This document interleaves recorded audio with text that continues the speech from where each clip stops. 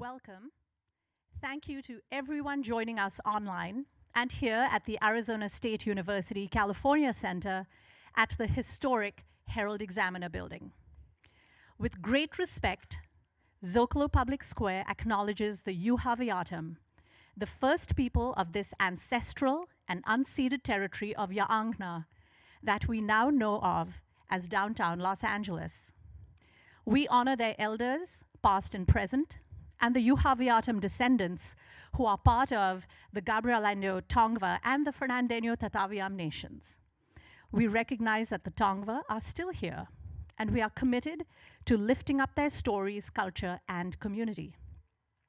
As Ku'uyam, we recognize our responsibility and obligation to care for their land. I'm Moira Shirley, the Executive Director of Zócalo Public Square, an Arizona State University media enterprise. At Zócalo, our mission is to connect people to ideas and to each other. Everything we do is free, and everyone is welcome. We publish original writing and present conversations like this one. You can find us at zocalopublicsquare.org as a podcast and on YouTube, so please subscribe to find out more about our latest events. We are honored to partner with the Berggruen Institute, the Public Policy Institute of California, and the Pepperdine School of Public Policy for tonight's program to ask, I guess this is what we're asking, is this what direct democracy looks like? So I'm pleased to introduce our co-presenter, Pete Peterson, Dean of the Pepperdine School of Public Policy.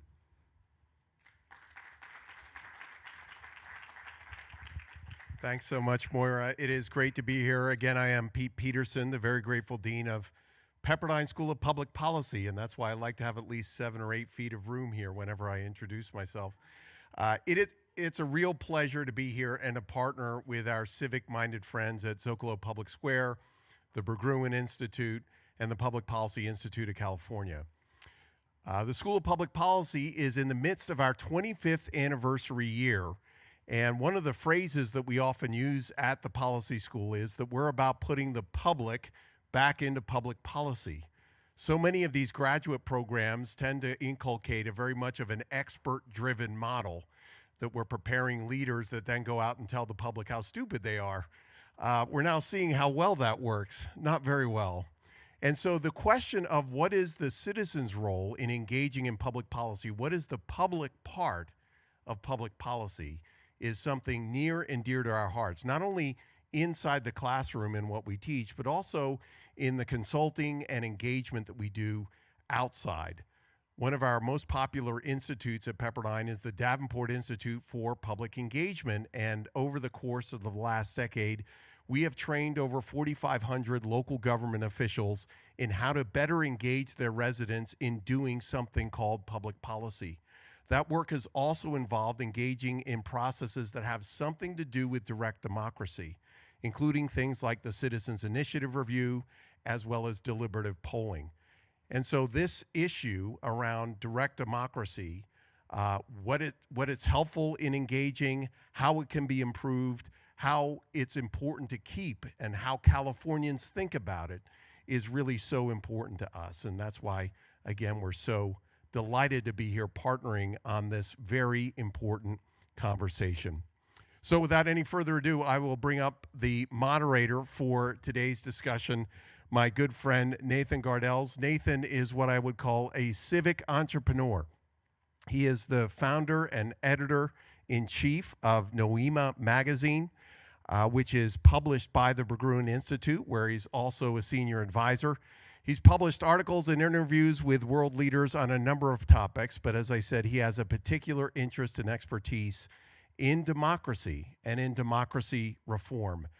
We've had the great pleasure of partnering with him and the Berggruen Institute on public engagement projects here in California over the last decade, and so it's a great honor and pleasure to welcome up my friend, Nathan Gardels.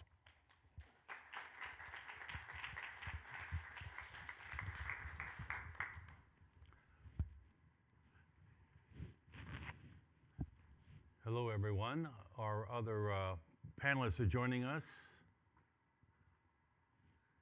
one by one. That's okay. And while they're sitting down, I want to thank you, Pete. I remember maybe a decade ago you were running for Secretary of State for your job. Don't worry now, he's not running. You can have it, she says. Then we discussed these very issues. So it takes a while for things to work themselves through the system. You know, when I go around the world talking about this topic, today's discussion, you run into two kinds of audiences. Those who don't have a voice desperately want direct democracy. Those who have direct democracy are concerned about how to fix its considerable flaws. And that's where we are today in California. I would say in the California case, we've seen the good, the bad, and the ugly that comes from direct democracy. We've seen citizens vote to protect the coast of California by establishing the Coastal Commission. That's the good, a good example of good. We've seen the bad 2 years ago after the legislature passed a law making ride-sharing services from contractors to employees, passed by the legislature by a majority. Uber and Lyft spent $222 million, a record $222 million, to sway the public to successfully overturn the law through a referendum. And the next day, their stock value was up $13 billion. The process was used, obviously, for special interest, private benefits. And then there's the ugly. The ugly was when the public voted against same-sex marriage and on services for immigrants. So you have the panoply of possibilities that come out of direct democracy. So what we're here today to discuss is how do we address that and keep the good and get rid of the bad, and what kind of reforms and changes can we make. So our panel here today is Dr. Weber, who's the Secretary of State. She was appointed by Governor Newsom and baptized by fire in the controversial recall election last year. She's also a four-term, is that four-term in the Assembly? How's that possible if there were term limits? That's only 8 years. Okay, so 4 terms. You can do 12. Okay. And also she's a longtime distinguished professor at Cal State, San Diego State University. Mark Baldassare, people may know who follow these issues. You know, he's been heading the Public Policy Institute for many years. It's really the far and away the most influential and prestigious public policy institute in California. His polling is very standard for everything that goes on in California. You often see it in the LA Times and other places. And he has some new polling we're going to talk about today, which is very interesting for this subject. And going back a decade again, 2007, he wrote a book called Coming Age of Direct Democracy, which was after the first recall election of Schwarzenegger and Gray Davis.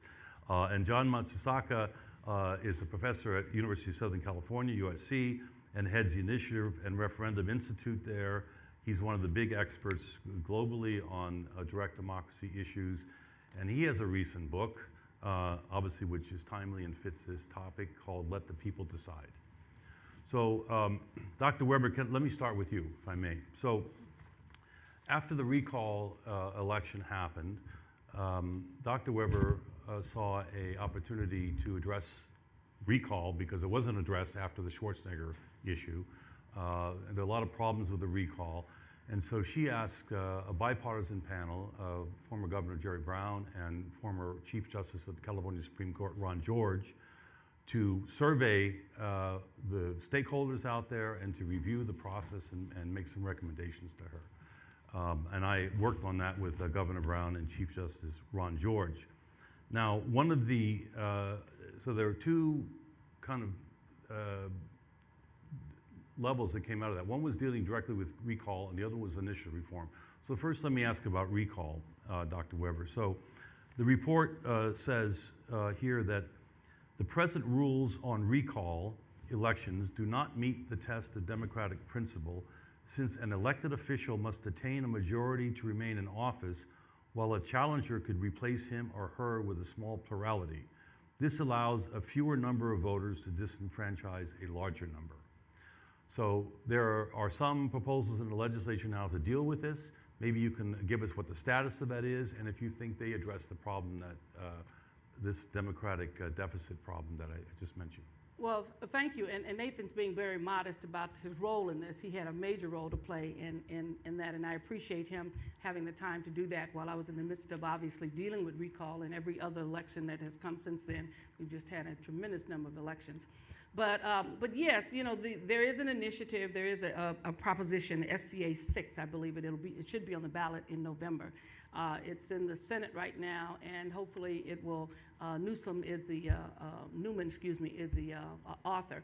But it addresses the first part of the issue is how do we ensure that whoever becomes the governor, if there is a recall, actually has the majority, has a vote, has the support. Because what happened with our recall, it was one thing that we could ensure, probably more than anything else, that if the governor had been recalled, whoever would take place would not have the majority vote of the public.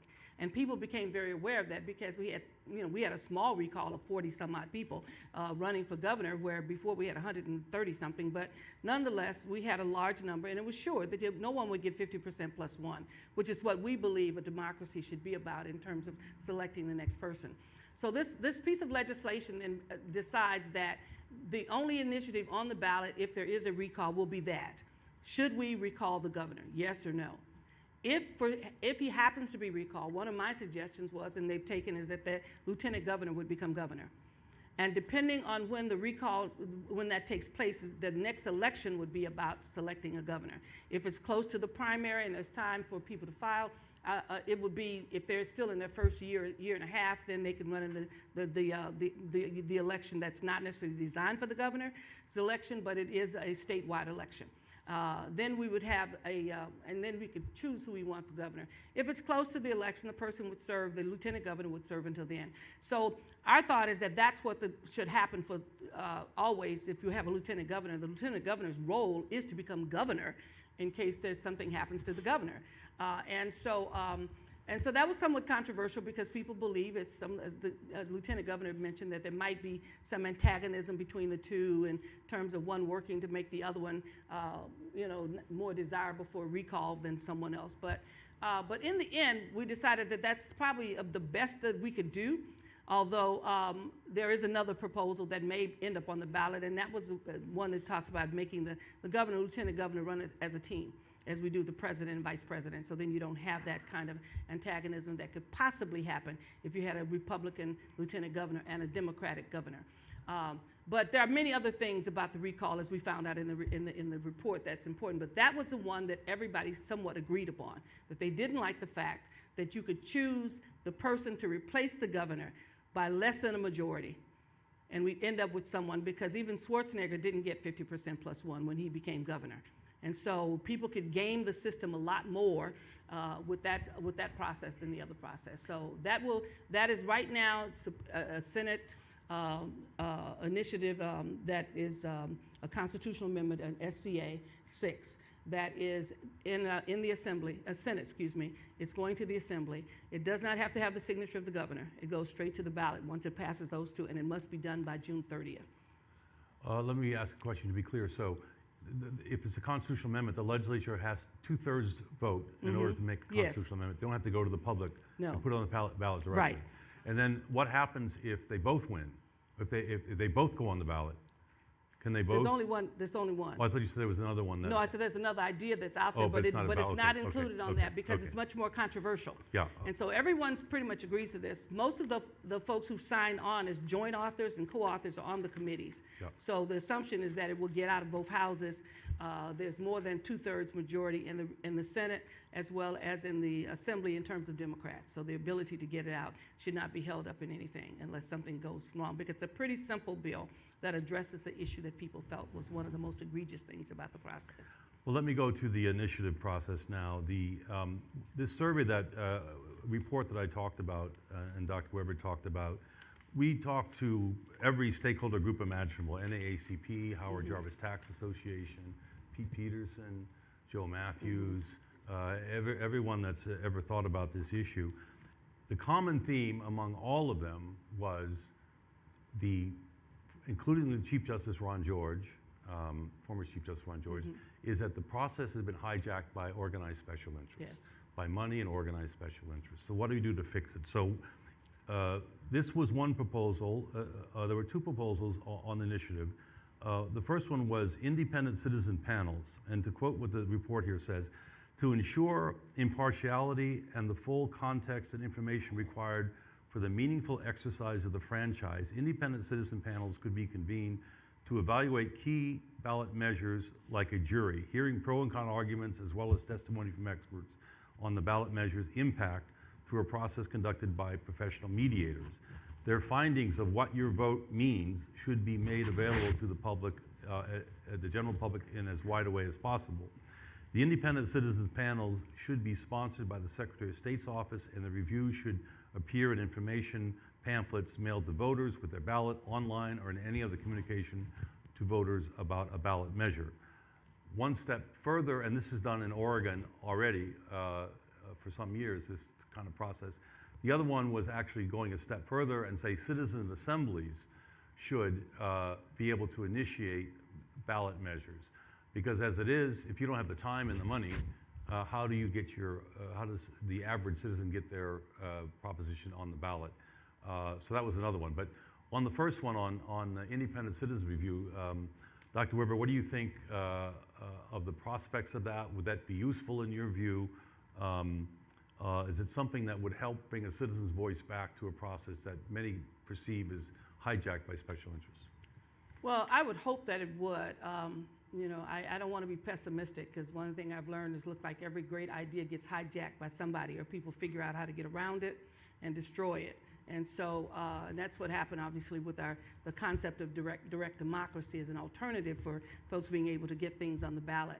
My staff, I've asked them recently to look into it, because one of the things I'm greatly concerned about is that we have a lot of propositions on our ballot, and if probably were up to me, I wouldn't do propositions at all, but that's not up to me, okay? So, and everybody knows that, because we have seen so much that has not gone right with the propositions, and it becomes even more difficult to try to explain to people what the propositions are. When we write these propositions, they go from person to person to person, and somebody has a complaint, somebody sues, somebody wants the word changed, and it's just, it really, and so in the end, we end up with this language that nobody really likes in terms of that. So that, the Oregon idea may be a possibility. If I've asked my staff to look into it, we're gonna, hopefully I'll get a chance to go to Oregon, or to deal with the folks that are there, to ask them how it operates. You know, California is much larger than Oregon, so oftentimes what happens in some states just don't translate to California because of its size, and the travel through the state is enormous, and on and on and on. And so, and then, you know, to make sure that you have trusted messengers, people that people trust in this process. And so, we're looking into it to see what are we currently doing, because we do a lot of stuff with regards to these initiatives. We publish a lot of material. We try to tell what happens if you vote for it, if you don't vote for it, all those kinds of things. And somehow or another, we're still not getting the information to the people who need it, and people still feel overwhelmed and frustrated by these initiatives. And then you have folks come in, as you know, with lots of money and pay for all the ads in the world and twist people's minds, and we end up voting against things that we normally would never have voted against. And we've seen this with bail, you know, last time. We've seen it with our schools, where people have spent a lot of time working on initiatives. Reputable individuals, judges, all worked on the bail initiative. Years we worked on it, and in one turn of events, with a whole lot of money thrown in by bail industry, people reversed it, and then they thought they had actually voted for getting rid of bail, right, and they'd actually voted to get rid of the initiative that would have gotten rid of bail.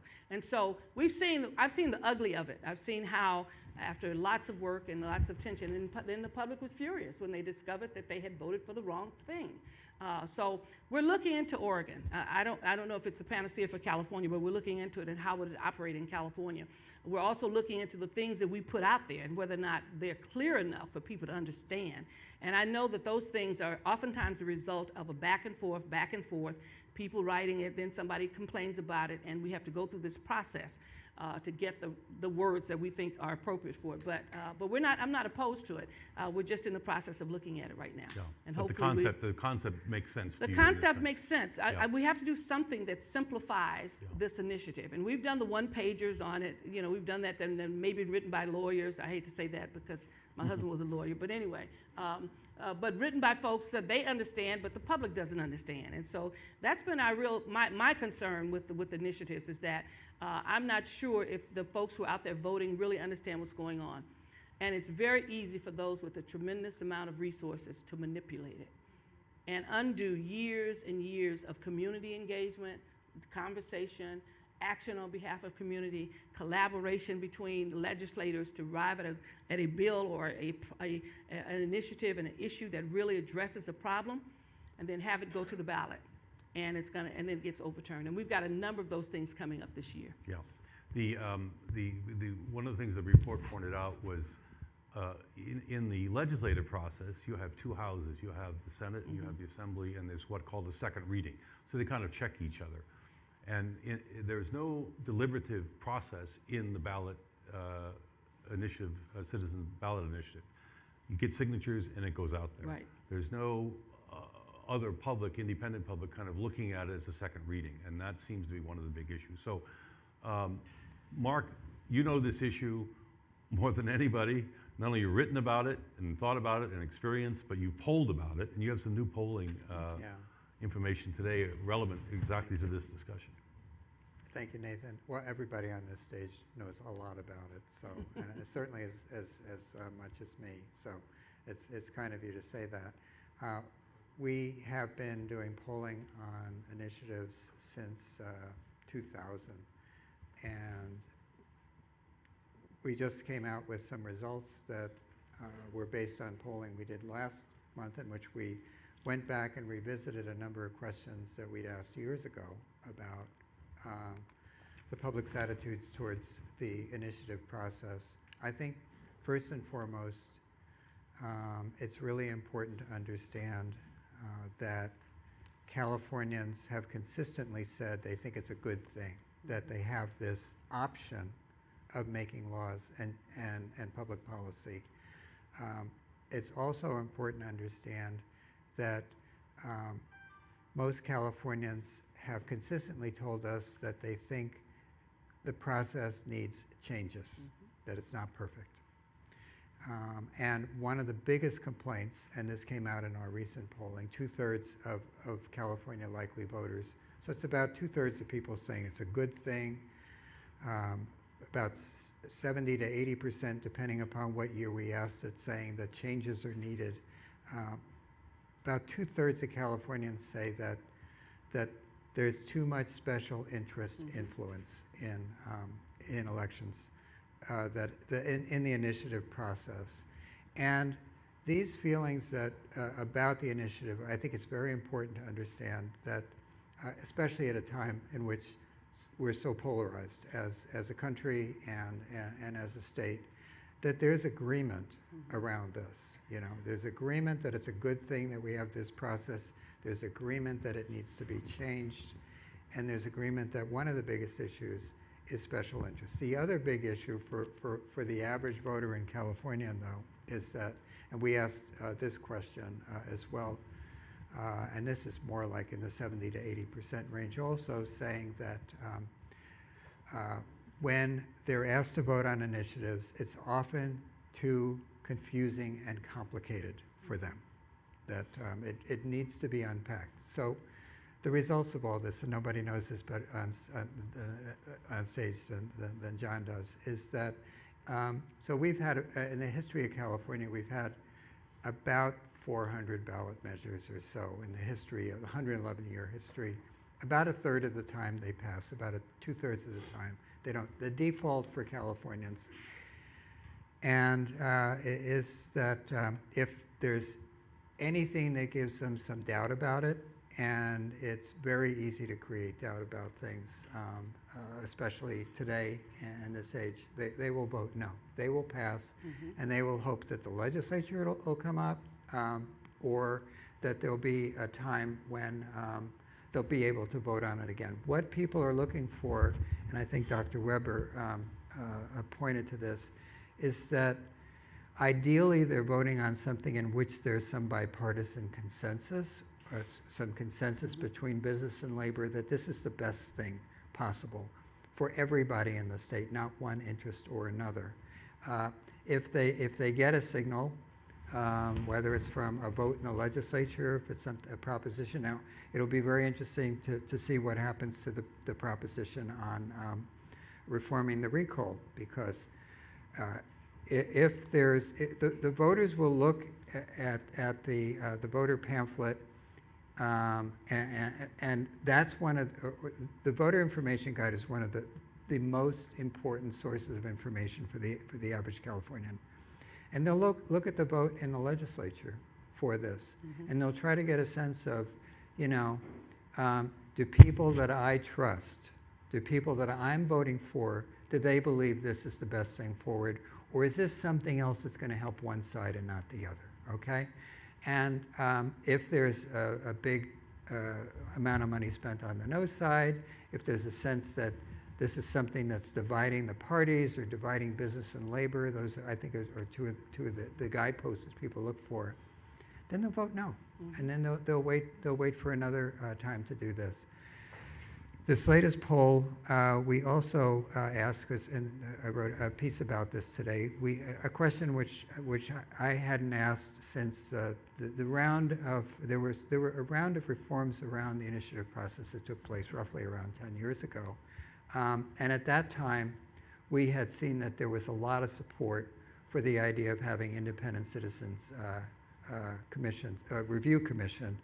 And in our poll today, 77% said, after telling us that the initiative process is a good thing, it needs changes, there's too much special interest, and they were asked to vote on things that are too complicated and too confusing for them. 77% with solid majorities across Democrats, Republicans, and independents said they would like to see an independent citizens review commission, which is just one way of getting citizens back involved. But what it's saying is citizens need to be involved. Yeah, it was kind of like a good housekeeping seal, because people are, you know, I was saying to one of the interviews before, I probably voted for 3 strikes you're out many years ago without thinking about it and the consequences of building new prisons and whatever. People aren't stupid, they just don't have the time to be informed. So this is kind of a way to give signal to people that those who aren't special interest have looked at this and say, you know, this is a good thing or this is a bad thing for the public. There's got to be something other than the commercials on television on the yes and no side. There just has to be, because if there are good ideas, people will say no to them. Right. Sometimes because doubts have been created to the point of people who feel like, I'm not an expert at this, I'm not a lawyer. Right. And I'm being asked to vote on something that I don't understand. So the notion of having people discuss and deliberate and to have that information available in that trusted source of the voter information guide. Yep. Now you mentioned, both Dr. Weber and you mentioned the complicated language that these things often appear in the voter pamphlet and how things get written, and even there, it can be considered biased. So I remember in 2014, our Think Long Committee for California helped pass SB 1253, which allowed the legislature to negotiate with sponsors of initiatives, come to agreement and withdraw the initiative or whatever. But one part of that process, which wasn't adopted, was the ballot language, was the title and summary language. Because the argument, and this was a bipartisan group, again, about a decade, 2014, bipartisan group, and the concern was the Attorney General is an elected official, and they will slant things their way. And I probably shouldn't say this, but Governor Brown, who was once Attorney General, said, yeah, that's the way it works. So one of the proposals I know that, John, you've been thinking about is dealing with the language of the ballot measures, what the title and summary is, and how that affects the voter. Because again, the voter's looking for signals, who do we trust? And then they're looking at the actual language. And those are the two things that relatively uninformed people on a broad array of issues are going to look to. So maybe you have some comments on that. Yeah, so thanks. It's great to be on this panel with these excellent panelists. The fundamental challenge when it comes to running direct democracy, which everybody thinks in principle is a good idea, is how do you get the electorate sufficiently informed to make these decisions? So the idea that the people ought to make these decisions is not that controversial if you can get them sufficiently informed so they know what's going on. And I think that's where a lot of these concerns about special interest influence comes from. It's in principle, if the people were perfectly informed, special interests could spend as much money as they want and it wouldn't matter. But it's the fear that the voters don't actually understand that they can be tricked or misled by the interest that's really the problem. So I think the key thing we have to do to make direct democracy work in the state is to make sure we get as much information out to the voters as we can. So I think citizen review is a really interesting idea in that sense, because you have, as best you can try to do, you're going to get some neutral parties, regular people out there to look at the issue and come out with some bottom line recommendation. You put that in the voter pamphlet and everybody can see that. So that's a nice way to help people cut through. But I think there's another thing which we need to really look carefully at, which is super important, and that is the titling of the ballot. Mm-hmm. Right now in this state, the Attorney General sets the title. The state had a long history for 100 years or so when that was treated as mostly an administrative function, and that was the idea was let's do something kind of objective and just lay it out there, whether I like this issue or not, whether I want this issue to pass or not. Let's just call it for what it is. But we've seen in the last few years that the people in those offices have been taking titles that are pretty widely agreed to be slanted. And the one that got a lot of attention was, I think, Proposition 6 in 2018, which had to do with a gas tax repeal. There was a proposal to repeal the gas tax. The plain English version of the title is "Repeal the Gas Tax," but it was written by the then Attorney General's office as something like remove transportation funding sources or something like that. And this was taken to some courts, and some judges said, yeah, that's actually not an accurate representation, that's slanted, but that's not our job to, it's not our job to tell the Attorney General what to do. It was soundly condemned by editorial boards of all the major newspapers across the state of all political grounds. But if we want the voters to understand and not be misled, if we want them to make informed decisions, we have to give them an objective title. This is like step number one. If it's a deceptive title, it's not going to work. So it seems like at this point, it's probably not going to be possible to put the genie back into the bottle. It seems like the precedent has been set. The attorney generals feel they can slant these titles, and so it seems like probably the path of the safest path at this point is to take this out of that office and give it to some other body. I don't know if it's a legislative analyst. I don't know if it's a citizen commission. I think that the details of that can be worked out, but I think it needs to be taken away from a partisan elected official at this point and given to someone who's closer to being nonpartisan. Let me ask you, I know in Switzerland, I don't know, is Joe Matthews here? Joe, I don't know, in Switzerland, they have a committee that writes the language, and they have a plaque on their wall that says, "Think like a philosopher, write like a farmer," in order to make it clear to people. But it's taken out of any partisan capacity. I think in this report, at least the discussion I had with the former Chief Justice Ron George about who should do it, he suggested the Secretary of State's office is considered. You're an elected official, but is considered a fair and objective operation because you run elections. Right. The other suggestion that you made about legislative analysts, Chief Justice George said, well, then people think it's the legislature, because people aren't informed what's a legislative analyst, so they think the legislator's writing, and they say, no way we're going to vote for that. Maybe you put a little citizen titling commission or something. I don't know. Something. You want to create a bureaucracy for this, but but it's not hard to do actually. Yeah. Anyway, that's a political battle. That one. So anyway, there's some questions from the audience here about and some comments pointing out that in Oregon they have this, as Dr. Weber noted, that they already have this process. It's in the Secretary of State's office, and the experience is that it the positive experience is that it does give people this kind of good housekeeping seal and they trust it. The question is still the same, is that does the message get to people as much as someone spending $222 million on a media campaign? Yeah. And that's always the conundrum, is the money in the system. And I guess there's no way, because of U.S. Supreme Court, money is considered free speech. Some have suggested that there should be some way around that for propositions, as opposed to, like, because the Supreme Court ruling, as I understand it, is about elected officials. It's not about ballot initiatives. And do you have any thoughts on that? Because that's the ultimate problem, aside from non-information, is those who twist information with resources. Well, I think money, one of our great challenges, obviously, is the fact that even when we have attempted to control money in the process, in terms of taking away those who can hire people to get signatures and so forth and so on. And we've written legislation for that, and it's all been overturned by somebody going to court and the judge saying, no, they can do what they want with their money, and so therefore they can actually hire people to do that. We've tried to put restrictions on who can do it and what they have to say, and because a lot of times there's a lot of deception in people signing initiatives and then discovering that that's not what they really signed. The person told them that.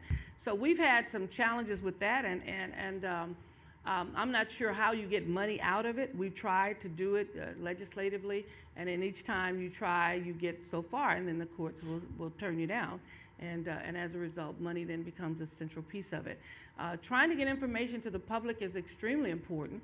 Having had initiatives on the ballot, and some of them being successful and some not, you don't even know why some were not successful. I mean, because we passed Prop 17, which is pretty radical, to allow those who had been in prison, who are on parole, to vote. And that just kind of whizzed on through while we were looking at other things. And I don't know whether people's attention span went somewhere and came back. It was hard to figure out, because there was almost no money for Prop 17. Yeah. And it was a grassroots effort and people pushing it, and folks kind of read it or whatever. And when everything else was falling apart, I looked up and said, oh my God, they must have fell asleep when they got to 17, because they wiped out all these other ones. So it's hard to say exactly what pushes, what moves the public when they're confronted with these issues. Maybe because they spent so much money on the other issue, they didn't spend much fighting 17, and they woke up and discovered that they didn't fight 17, and as a result, maybe the public had a chance to really read it without a gazillion commercials telling them that it was horrible. So I mean, it's really, at least for me, I'm wrestling with the issue of all the stuff we've done. Has it gotten to the people? Probably not. Simplifying the language, we go round and round in circles. It hasn't gotten to where I think it should be, so that people feel comfortable.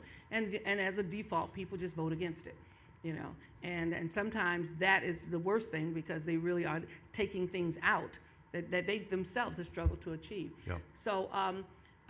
But it is an ongoing challenge in our office, and for me personally, to basically figure out the best way to make sure that these initiatives get the information out.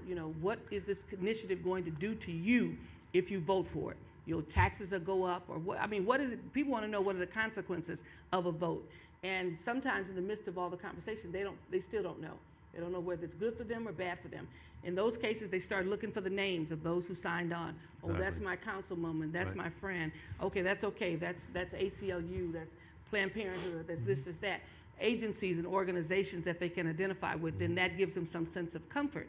But maybe not, they don't, and if they can't identify any of that, then the default is always to vote against it, which could be devastating if you spent years building something and all of a sudden, real quickly, because people didn't understand it, they vote against it. So we must do something, and whether it's the Oregon model, and I'm looking at that, or something else, I've asked my staff to bring me all the stuff that we put out to see if it makes sense, because some of the stuff they put out, I don't understand. And I have to go back and ask, what does this really do, and why are we using this kind of language, and what are we really trying to say to people? And so we have to have a better method. Maybe we should basically bring it to a group of kids that are 10 years old and ask them, do they understand what we just said?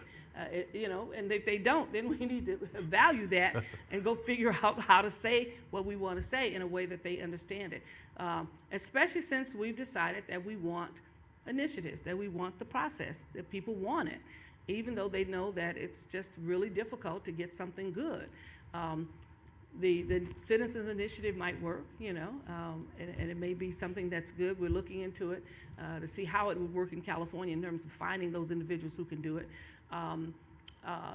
And would we do it for all of the initiatives? I'm not really sure. Some things are pretty perfunctory and they just come and go. But surely the controversial ones that have, where we know we have folks with lots and lots of money and it's a battle of the dollars in terms of who's going to get the attention. John? Just one other thought on money, because I think that's something that all of us who pay attention to this are very concerned about. And certainly we saw Uber, Lyft, and those guys run a record-breaking campaign recently. I'm a little bit contrarian on some of the views that are taken about money. I actually think that the democracy needs campaigns. It needs people to spend money.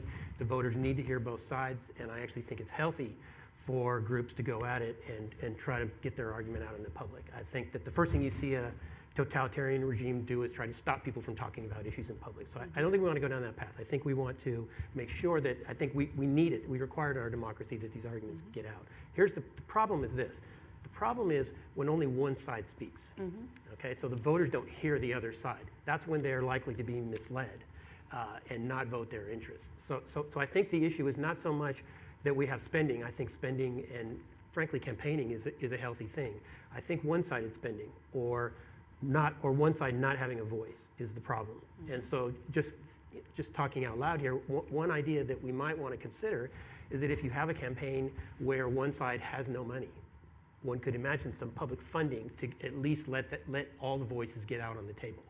So again, it's not trying to stop other people from speaking it. So I wouldn't want to say, well, this side doesn't have any money, let's take everybody down to zero as well, because there's some of the reforms want to do that. I would say it's okay if they spend, but let's make sure that other side spends too, so the voters can hear the arguments and come to a reasoned decision. So Matching funds for ballot initiatives, matching like they funds, have in some elections. yeah, but what I don't like often matching funds is sort of like, well, but matching funds often come with attempts to cap the overall level of spending. I'm uncomfortable with that. What I want to make sure is that all voices do get a chance to get their argument for the public. Well, the idea I want to come to, I'm sorry, go ahead. I was just going to add that, as Dr. Weber mentioned, there are a lot of measures on the ballot, and how would you decide what you wanted to focus on, the Citizens Review Commission to focus on? I think that would be one of the tasks that the Citizens Review Commission would have to also determine what's important. Because if there was a sense that it was the legislature or an elected official who was deciding what's important, then that in itself would, I think not send a signal. I do want to point out one thing about our direct democracy system in California today that's good, as we're talking about all these things. I mean, and I saw this in the 2021 recall. Yes, there were elements of it, specifically Part 2 of the ballot, that raised questions about whether it was a democratic process or not. The good thing about that we can build on and further improve the Citizens Initiative process today is that if we go back to 2014, when Dean Peterson was running for Secretary of State, compared to today, we have 4.3 million more voters in California today. This is at a time in which we're growing slowly as a state. We have done a tremendous job of signing people up to be voters, number one. That's very important for direct democracy. But number two, we figured out ways to get people to vote. Mail-in ballots. Mail-in ballots. Right. The biggest reform to come out of the recall so far, and maybe there'll be others, but the most important was AB 37. Putting in the future, every time we have an election, everybody's going to get a ballot in the mail, like number of us have. Today I brought mine. Visual aid. This was a very, very important, something that came out of the tragedy of the pandemic. But our 2020 election in California, everybody got one of these. And the recall, where everybody was worried that we're having a pandemic. If you can't have, direct democracy can't work if people aren't participating as a democratic institution. We have that today in California at a time when the nation was struggling around the controversies over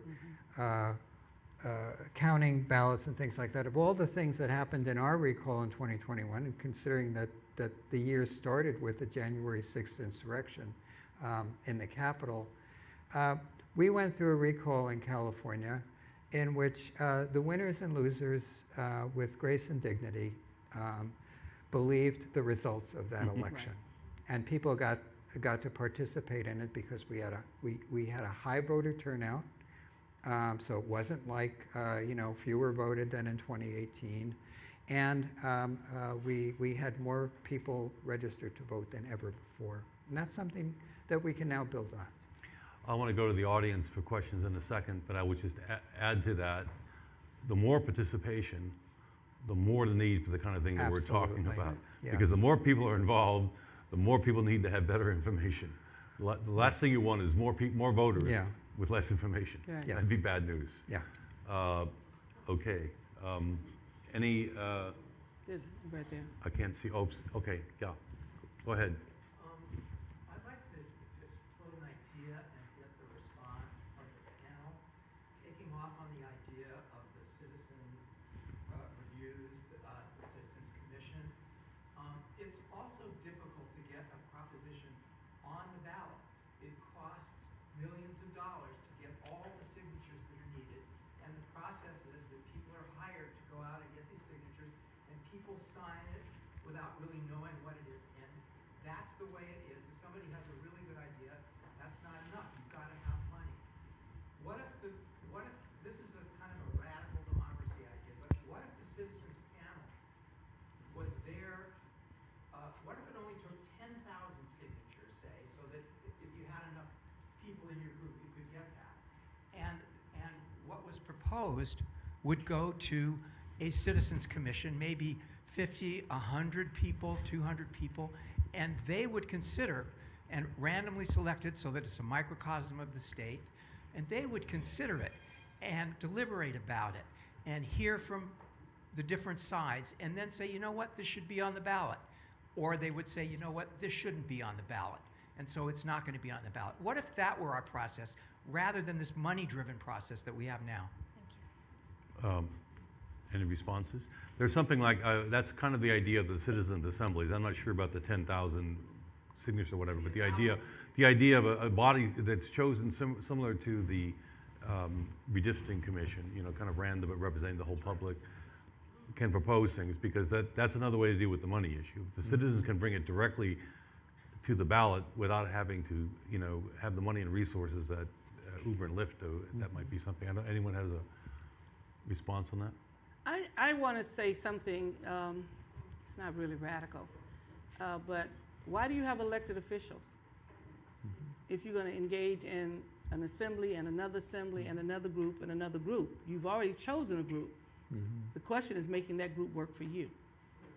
And so that's the only thing, oftentimes we keep adding groups.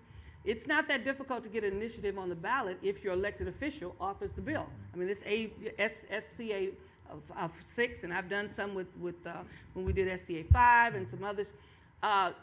If you hold your elected official accountable, which is reason why we have them, because we realize that it's too difficult to get 22 million Californians together to do something. So you divide it up into groups, 500,000 for the assembly, and you basically have an elected official who's supposed to represent the interests of those individuals. Now, I'm saying that because I think you can keep adding on when the system is simple to the extent of getting something on the ballot. That's what's happening with SCA 6. But it's happening because the elected officials can get an initiative on the ballot with 2/3 vote and basically put it on the ballot without the governor's signature or anything else. So that happens. So I think it's good to get input. I think it's good to get our communities. As I told you, when I was in the assembly, I had ongoing meetings with my district on there ought to be a law. And as a result, we met every year for a while, and then we'd meet and they would bring their ideas and their suggestions, and the people in the community would talk about how it affected them or not. And as a result, we actually got a couple of bills not only written, but also passed and put into law from my community. And I think that's possible. I mean, I'm just cautious always when I have to keep adding more groups, because somebody's going to challenge whether or not that group has the authority to represent anybody. You know, you picked them, somebody picked them, and so now you've got all this other kind of stuff. So I think first, for me, people need to make their elected officials work for them. And I always believe that I worked for a group of people in San Diego, and if then they had issues, it was their job to bring it to me. If I didn't see the issue, or if I couldn't convince them it wasn't an issue, then they need to get a new person to represent them. You know, that's very direct democracy to vote them out. So I think, I like the idea. I think it's good, but I think you have to kind of somehow or another tailor it down to a smaller size in a state with 40 million people. Mark. I just want to channel the California voter on this issue that we're talking about, and that is that, as well as saying that what you're asking me to vote on is too complicated and too complex, our polling has also consistently said that people people feel like they're asked to vote on too many initiatives. So the last thing we want to do from the voters' perspective, because if, like, you were to put this on the ballot and say this will give everybody a chance to have 20 initiatives on the ballot instead of 5, they'd say no. I don't want to be asked to vote for more things. I want to be asked to vote for the most important things.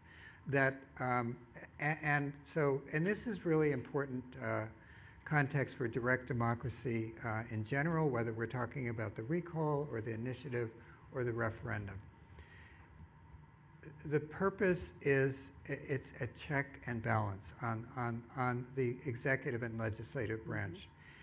It wasn't supposed to be, the form of government where decision making happened, but rather if something went wrong somewhere, and that's when the voters are saying they want direct democracy, whether it's initiatives or recalls, they're saying they want the ability to stand up and be heard when something has gone amiss or something really important is not taking place.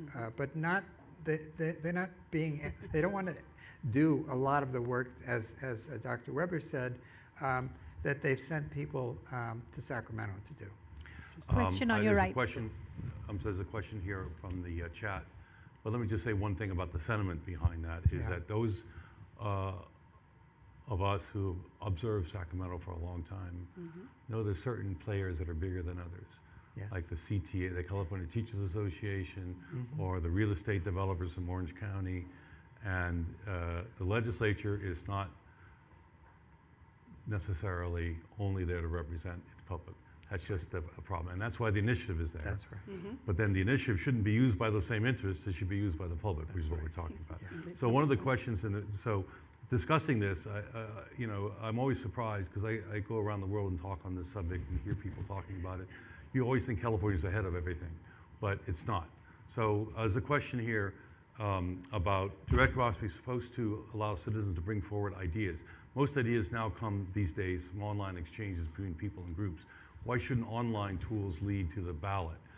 And I say California's behind because Chile, which had a dictatorship a few decades ago, is the public's writing the Constitution, and there are all kinds of online forums for feeding ideas into the Constitutional Convention.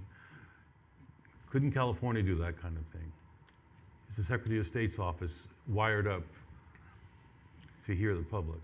Oh, I think it's possible. I mean, we've done a number of town halls around voting, and not only with persons in the room, but being live streamed on all the various platforms as well. So most of the folks are doing that. Now, whether or not, as I said, almost every good idea you have, somebody's going to turn it into something else, because as we get online, we also know that the other people get online too. and manipulate the conversation, come in and take charge of the conversation. So you're not, it's very challenging to try to keep those out who you don't want to, who have the power and the authority to do certain kinds of things or to influence the legislature. But it's not impossible. I mean, we do that all the time. We do. Most legislators have online conversations and discussions now because they've learned how to do it as a result of COVID, and get input from their elected officials or from their constituents about legislation, ideas, those kinds of things that they'd like to push forward. I just have to also say we have some very, and I don't want to overlook the fact that we have some very good and powerful community organizations that are organized, grassroots, and impact the schools, impact policies concerning budgets. They show up in great numbers to advocate, and they should, and that's great. We had 600 K-12 kids at the Capitol the other day arguing for a change in budget policy and with regards to the budget for schools. And so, communities, there are some really good, strong communities. So I don't want to seem like we don't get community input, because we get a lot from all the communities that are there, very diverse. But I think in any case, we have to make sure that whatever we're getting is really reflective of what people want, and that it gets to more than just those who are most politically active. That's one of the challenges I have oftentimes, is making sure that what I'm listening to, yes, it comes from this group that has the time, the energy, the resources, and they're the voice, okay? But there are also some folks who just work every day and don't have time for that.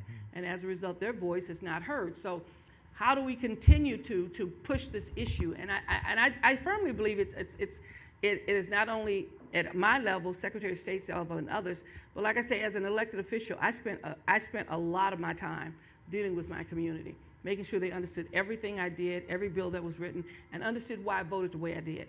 Everybody doesn't do that, but that's what the public should demand of their elected official, because we're asking sometimes, I even find it in schools, we're asking parents to do things that parents don't even know how to do. They can do certain things, they can hold people accountable, but they can't run schools. And I become concerned if we're saying, well, we think we can do this with the community, and then I ask you the question, what community are you talking about? Are you talking about every community? Have you included, because there are some communities that are more organized than others. Are you dealing with those who have only the political interest and who have more resources to be able to attend these events and be present and have input at that level? Have we really gotten into every community to make sure they're empowered to deal with their elected officials and with all the issues that they face? And so I think it's great to pull these groups together. My concern is to make sure that if we do groups like this, that those groups really impact and really represent all of these communities that I know have been left out, not intentionally, but simply because of issues like time and space and resources. I mean, those kinds of things. The Zoom world became everybody's world at some point because they had to. But before that, there were very few people in poor neighborhoods who knew anything about Zoom, who had any of the technology necessary to engage in these conversations. They may have known a little bit about Zooming something on their phone, but beyond that, they had very little knowledge of this technology that we now have. And so it's good that they do, because I think that gives us an opportunity to engage all of the communities in California rather than just those who are most concerned and most informed. Nathan, question on your right. Okay. Hi there. I know your time is limited, but with regard to your idea about getting the representatives involved, which I think is a good idea, is it possible to have, and this may already take place, do they vote on the propositions as they're then put onto the ballot, so that a voter would say, okay, my representative says thumbs up, that tells me something? Or do they not say anything, which is concerning to me? What's the status of that? You mean, so legislative, things that come out of the legislature, they would vote on, but initiatives that are on the ballot with petitions, those they wouldn't vote on. They're perfectly free to opine, and they often do. Yeah, but let's take the initiatives. Well, I guess what I'm asking as a voter, and having a representative as part of it, is what is your position, my representative? Should I vote yes or no? And if they are never asked, then that's going to be difficult for people to know what to do. But if their representative says, I'm for it, and I mean an official vote, not kind of a discussion on a coffee, we're going to go on the record in writing, this is what we want. So then voters could say, hey, my representative, either I like them or don't like them, I know where they stand, it tells me something about how to vote. Well, I think that's an interesting idea. I also think that that's something that, that the voters would want to know. Where does my representative stand on these issues? I do know that I thought the question was going to be when the legislature places something on the ballot. Generally, those measures pass, like 80% or something like that compared to a third of the initiatives. And that's because in these cases, the legislature's taken a stand. The voters will take a look at how their representative did and people who represent whatever party they're part of. And so that I think is an important piece of information for voters, and hopefully this fall, when voters go to the polls, they ask their representatives, if not the whole body, where do you stand on this issue, whether you're in Congress or the legislature? See you right there. Yeah. Sorry, it's hard for me to see in the light. Yeah. I came from Silicon Valley, take ideas and always volunteer. I have a crazy. I come from Silicon Valley. We all take ideas, are floating in the air all the time, and I came up with some crazy idea like this guy before that maybe can boost the direct democracy system in some way. So the idea is basically try to remove the role of the petitioners how we know it nowadays. So imagine this. We have like a platform with all the initiative, with no legal language, everything like understandable, and you have like a delivery style platform that people can go to your houses and collect your signatures. In that way that you can sign a signature, but not only one, but all of them that you are able or you are willing to sign. And that guy is paid by the delivery activity, not by the petitioning activity. So in this sense, we are removing all the bad consequences of having these guys on the street trying to convince people and be paid by that. Actually, I would like to share that idea in this room, and just, I don't know, I would like to know your feedback in this. John is. Yeah, because there's several questions here or comments, and I think Joe's question was a little bit about this. And I think the general theme is that we're still running this direct democracy thing on sort of a 20th century model or a 19th century model, and so it's the 21st century now. So there's interesting things. I guess if we had more time, I'd like to know, Dr. Weber, if there's things like online signature collection is a no-brainer. It seems to me eventually we'll be doing that once we figure out. But can we use online and technology to break down the barriers? Because right now you have to be. It's either rich individuals or rich groups to put a measure on the ballot, and that's not ideal.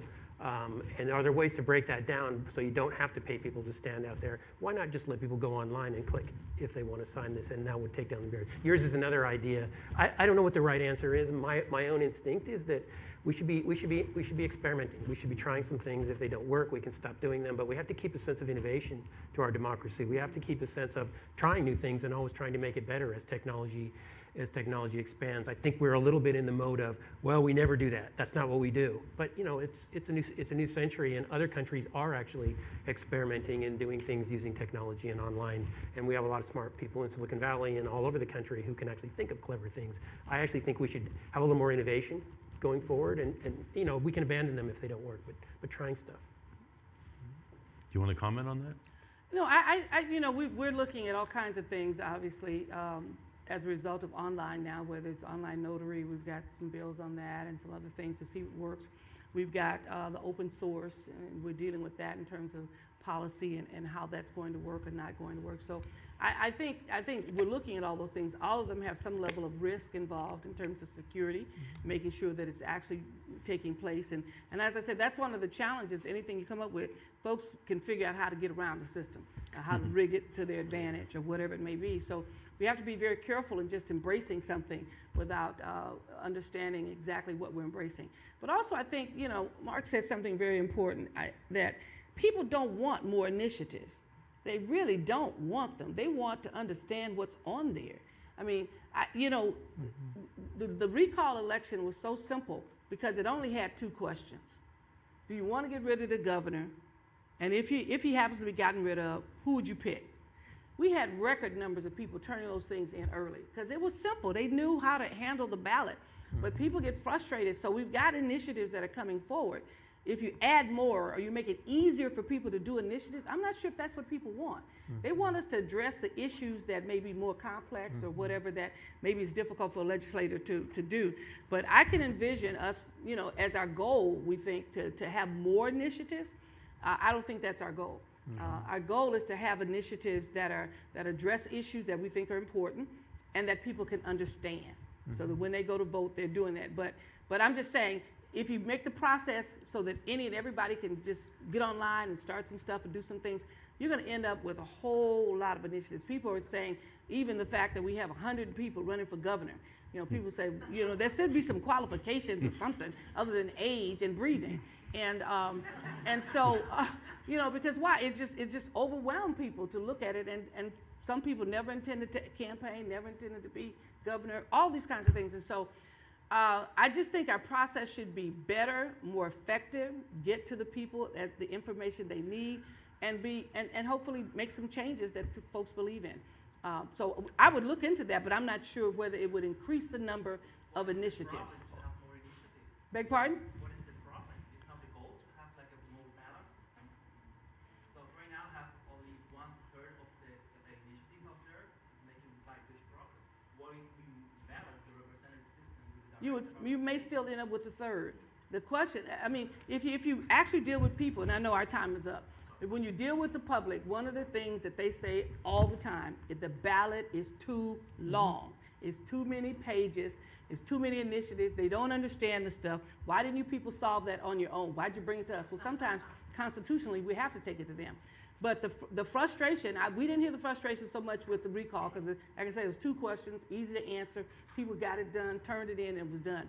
But when we get to November and we start dealing with, because that's when the initiatives are now on the ballot, it's going to be overwhelming, as it was in the last election, to have 15, 20 initiatives on the ballot, and you're not sure where to go with them. And it's lots of reading and pages and stuff like that. So I don't know I think our challenge is to make sure people understand what is on the ballot, and obviously trying to get money out of the process so that those who want to do initiatives have a sense that they can, and that may be the way to get to it. I'm not sure. I'd have to We got to close down here in a second, but I just want to note one comment on that exactly on the chat thing about Switzerland. You know, we adopted the direct democracy system from Switzerland in 1914, but as California always does, we embellished it a lot and left out some important things.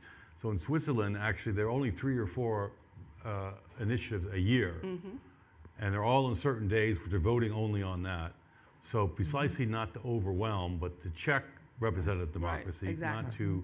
and to balance it, but not to substitute for it. Nathan, So- I think he might have been saying something slightly different because they have 3 or 4 elections per year. Yeah. Every 3 months they're having an election. Yeah. Actually, they're crazy, Yeah. and that's why their turnout rates are so low too. It's like 30%. Yeah. Crazy, maybe crazy good. I didn't mean to pejorative, but I mean, it looks wild in terms of what we're used Yeah. to. Yeah, and they vote important on some things are important, some things aren't important. Yeah. So it's like every democracy, people choose what they want to focus on. One last round of things to say, and then I think we have to let the audience go to reception. I would just like to say that at this point in time, what's very important from, again, the public's perspective is that they trust the elections in California. In the polling that we did in 2020, whatever the questions, and since then, whatever the questions that people had nationally around what was going on in the state, they trusted our election. So any changes that we're talking about making, we need to keep in mind that we're operating in a time in which trust in institutions is challenged. And right now, we're fortunate in California to have an election system that people trust. And so I just would encourage all of us to think about whatever changes we make. Let's keep in mind that we want to keep that trust that's very hard to earn in the world we live in today. John, last comment, and then Dr. Oh, Wood. I'm good. I think we went over. I don't want to Yeah. keep everyone. I'm happy You don't have to chat. say anything. Yeah. You don't have to say anything. Thank you, though. Okay. Dr. Weber? I just want to thank everybody for being here this Yeah. evening. The conversation is good, and many of your ideas that you've tossed out to us, we've looked at in our office, and we'll continue to look at it, because we are truly trying to figure out the best way to educate the public, and we've increased our education budget with regards to making sure that people understand the process, understand what they have to do. Some people think if they don't vote for an initiative, their ballot is invalid. So we've got a whole educational process that we have to deal, because as we increased our voting base to over 80-some-odd%, we've got to basically ratchet up the education and the engagement that's there. But it's a good time for elections in California, and we hope that we can do the best we can to eventually get to the point where 100% of all Californians who are eligible are registered to vote. That's our goal. Thank you so much. Okay, thank you. Everyone, those who are not in the room, if you want to see this again, to study it, a fascinating conversation, or tell someone to look at it, Zócalo Public Square, you can search that and you'll find this on there in the YouTube. Okay, thank you, everybody. Thank you. An honor to be here with you. An honor to be here with you. It's good to be with you, and you got good stuff coming out, so it's great. Are you guys looking at electronic petitions? Yes. Not yet. Technically